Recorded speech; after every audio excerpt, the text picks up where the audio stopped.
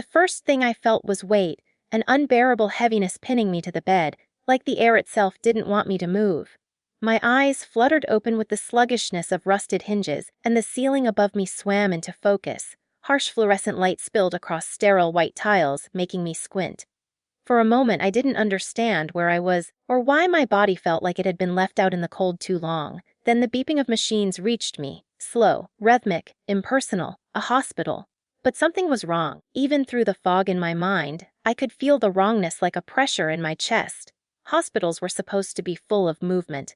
Nurses drifting in and out, footsteps shuffling down halls, whispered voices from nearby rooms, but this room felt hollow, too still, too quiet. My tongue felt like sandpaper when I tried to swallow. My throat was raw. Every muscle trembled when I attempted to lift my hand, and it took me 2 tries just to raise my head a few inches. When I finally turned to look around, my stomach dropped, and a cold wave crawled down my spine. There was nothing. No flowers, no cards, no signs of visitors, no comforting clutter from people who cared. The counter beside the bed was empty except for a plastic cup filled halfway with stale water and a folded paper, deliberately placed waiting for me. The bed next to mine, separated by a curtain, was stripped bare, tucked tightly as if no one had been in it for days. The chairs in the corner were untouched, no jackets thrown over the back, no magazines, no coffee cups left behind by anxious family members keeping vigil. The air felt abandoned. Panic began to build, slow and sharp. My mind scrambled for answers, memories, anything. How long had I been here? Why wasn't anyone with me? Where was my father? My siblings? Even my stepmother, with her overdone perfume and forced sympathy, should have been here, shouldn't she? My hand shook as I reached for the paper. My father's handwriting hit me instantly. Sharp, impatient strokes I'd grown up seeing on refrigerator notes and unpaid bills. We stopped paying. Good luck, that was it. No name, no explanation, no emotion. He might as well have written a grocery list. My throat tightened painfully, as if his words had wrapped fingers around it. I read the note again, and again. I'd always known my father wasn't gentle, wasn't affectionate. He didn't do hugs or I love yous. He barely did birthdays. But this was different. This wasn't neglect. This was abandonment. Something inside me cracked open so violently I thought I heard it. My breath came in short, helpless bursts as tears blurred my vision. I tried to hold it in, to be strong, to be what he always demanded I be. But I couldn't. A sob escaped before I could stop it. Then another, and another. I cried until the machines protested with warning beeps, until the blanket was damp beneath my face, until my ribs felt like they were caving in. I cried for the little kid who had spent years trying to earn scraps of affection. For the teenager who pretended their indifference didn't hurt. For the adult who believed, even after everything, that they would never leave me alone at my weakest. I cried because they did. At some point, the storm inside me quieted, not because the pain faded, but because I had run out of strength to keep falling apart. I wiped my face with trembling fingers and stared at the note again, a tiny square of paper that felt like a knife. Then the doorknob turned. I froze. My heart stumbled in my chest as the door opened slowly, letting in a strip of cold hallway light. A tall man in a charcoal suit stepped in. Someone I had never seen before. His shoes were polished, his posture controlled, his expression unreadable. Behind him came Lewis Hart, my lawyer. He was smiling, as if this moment were something he'd been anticipating. "Well," he said, brushing imaginary dust off his sleeve, "look who's decided to return to us." My voice cracked. "Where's my father?" Lewis exchanged a glance with the man in the suit, a silent conversation passing between them. Then he stepped closer, his smile sharpening with purpose. "Your father made a mistake," he said slowly, savoring each word. A pause, a grin. "They forgot who you really are." The room felt suddenly smaller. My breath caught. My heart hammered, not with pain this time, but with something else.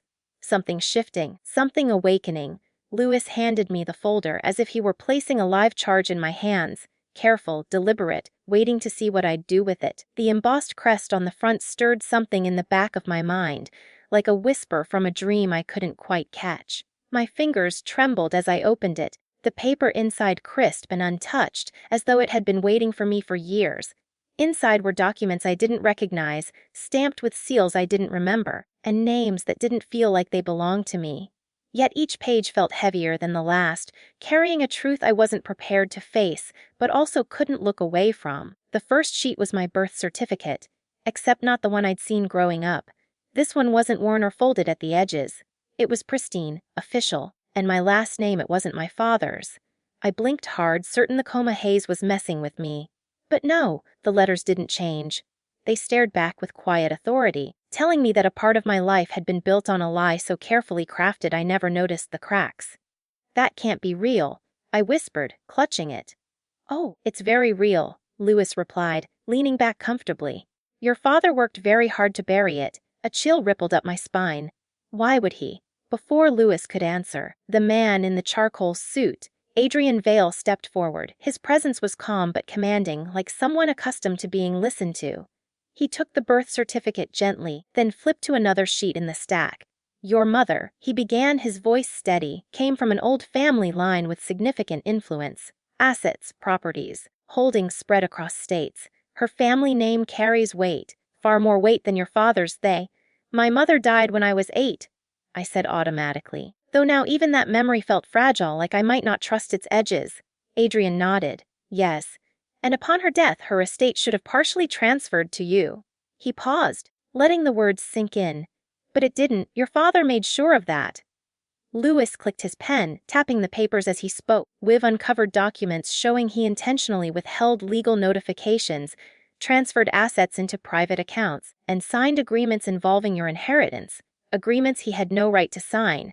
He cut you out of everything that belonged to you. My stomach twisted into knots. It didn't seem possible.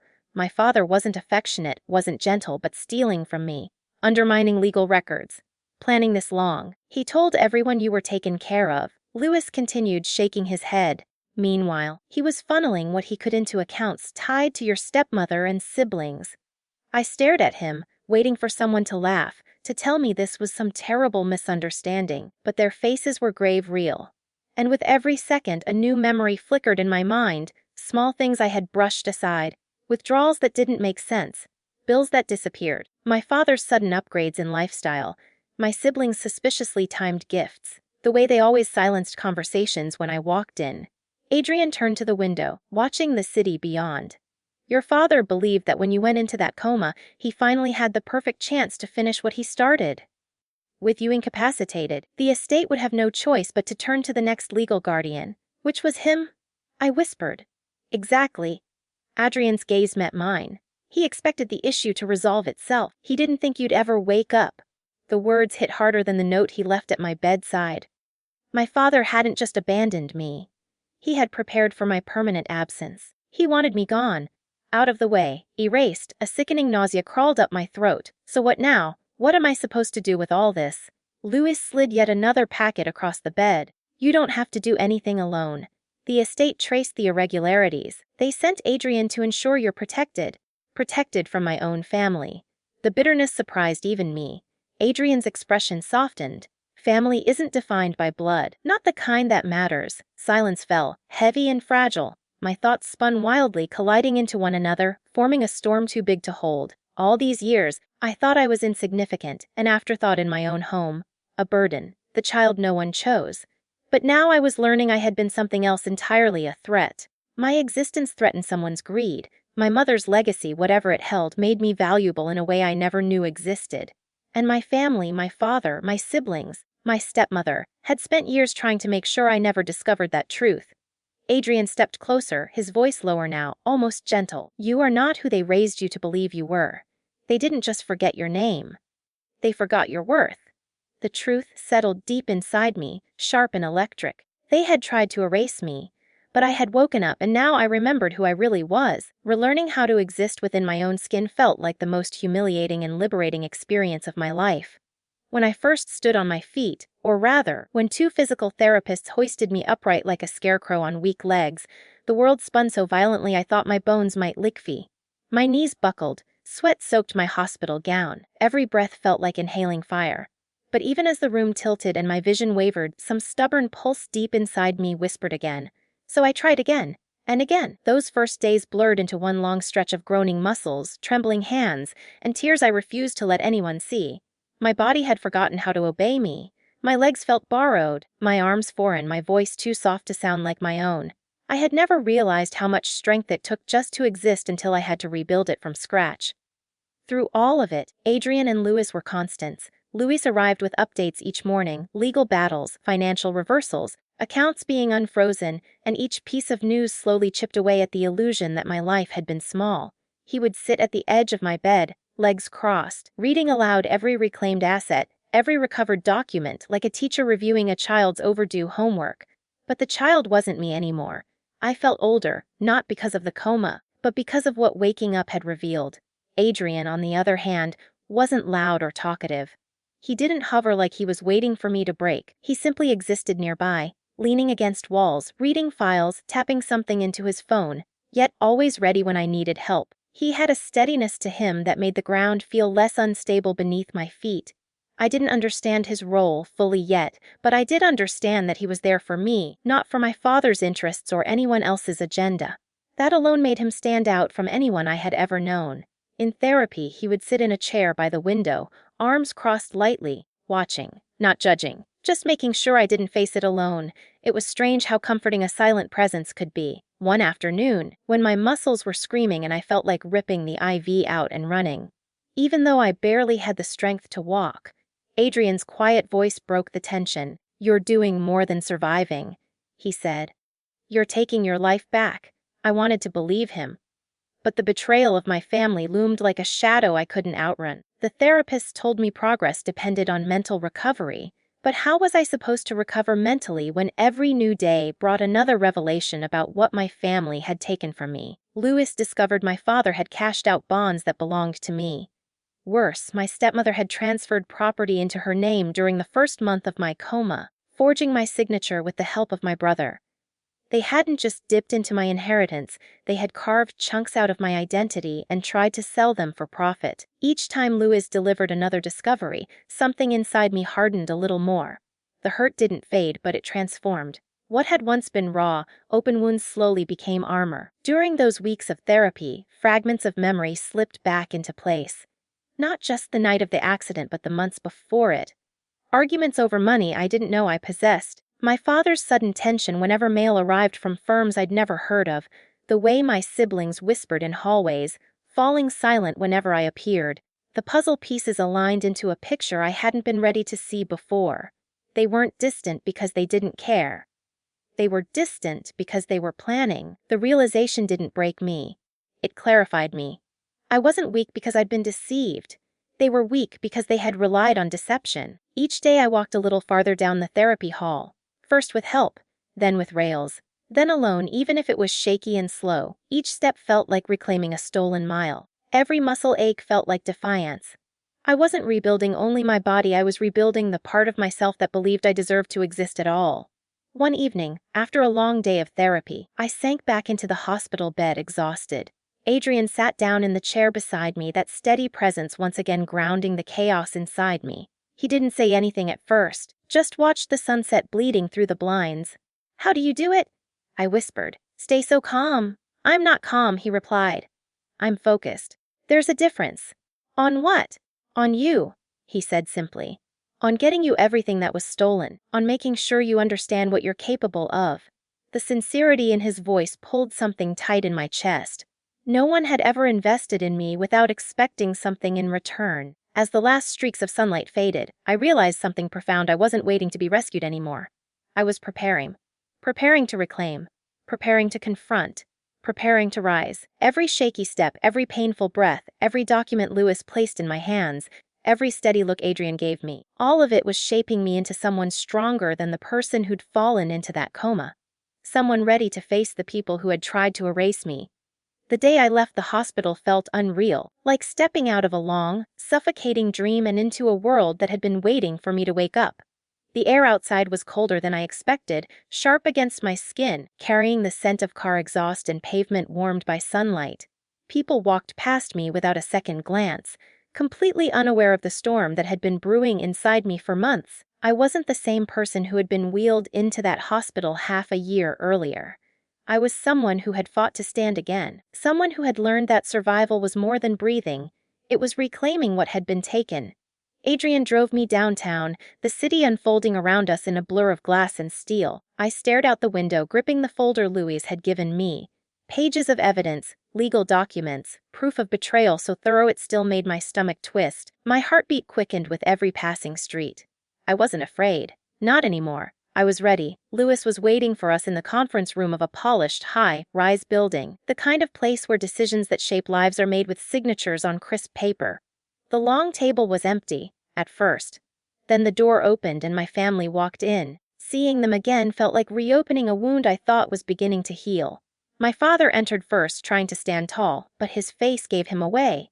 He was pale, thinner than I remembered, eyes darting like he was expecting a ghost to appear. My stepmother followed, hiding behind expensive jewelry and trembling hands. My siblings trailed behind them, unsure, guilty, their steps hesitant. They stopped when they saw me standing at the head of the table. My father's breath caught. He swallowed. You're awake. I met his gaze, unblinking. Yes, I am. Silence fell like a heavy curtain. My father tried to recover, straightening his shoulders. We were going to come visit you, eventually. Lewis let out a short, humorless laugh. Please don't insult all of us at once. He dropped the stack of documents on the table. The sound echoed sharp, final. My father flinched. My siblings exchanged anxious looks. My stepmother's bracelets jingled as she wrung her hands together. Lewis began, his tone crisp and professional. These documents outline the full extent of the financial misconduct committed against your daughter during her incapacitation. Unauthorized transfers, forged signatures, illegal liquidation of inherited assets, and deliberate concealment of her legal identity. My father's face drained of color. This is absurd. Lies. She doesn't understand what she's saying. She's been through a lot. She's confused. Confused. The word left my mouth before I could stop it. My voice didn't shake. You abandoned me in a hospital bed and left me to die. He opened his mouth, then closed it again. No excuse came. My stepmother stepped forward, forcing a smile that didn't reach her eyes. We didn't think you'd want to be a burden. The hospital bills. I wasn't the burden. I cut in. Your greed was. The room went still. Lewis continued laying out the facts point by point, each detail exposing another layer of their betrayal. My father tried to argue, to deflect, to blame everything on stress or misunderstandings, but the evidence spoke for itself. When Lewis finished, the silence that followed was suffocating. I looked at each one of them. My siblings couldn't meet my eyes. My stepmother looked like she wanted to evaporate. My father looked small, so much smaller than I remembered. For years, I thought he was unbreakable, a towering presence in my life, cold and immovable. Now I saw the truth. He wasn't a giant. Just a man who had built his power by standing on top of the people he was supposed to protect, and I had finally stepped out from beneath him. I'm pressing charges, I said, quiet, calm, final. All of you will answer for what you did. My father shook his head slowly, disbelief widening his eyes. You're serious? Yes, I replied. For the first time in my life, I'm very serious. He sank into a chair, as if the weight of what he'd lost, power, control, the illusion of authority, finally crushed him. But I didn't stay to watch him crumble. I turned and walked toward the door. My legs were steady. My heart was steady. Adrian fell into step beside me without needing to say a word. Louise followed with a satisfied exhale. As we stepped into the hallway, a sense of lightness washed over me, strange, unfamiliar, beautiful. It wasn't joy. Not yet. It was something purer. Freedom. Outside the building, the sky stretched wide and bright. I breathed deeply, feeling the world expand around me instead of closing in. Adrian glanced at me. What do you want to do now? I didn't look back at the building.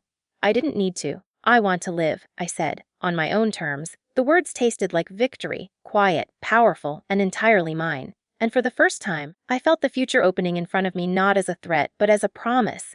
A life rebuilt, a life reclaimed, a life they could never take from me again.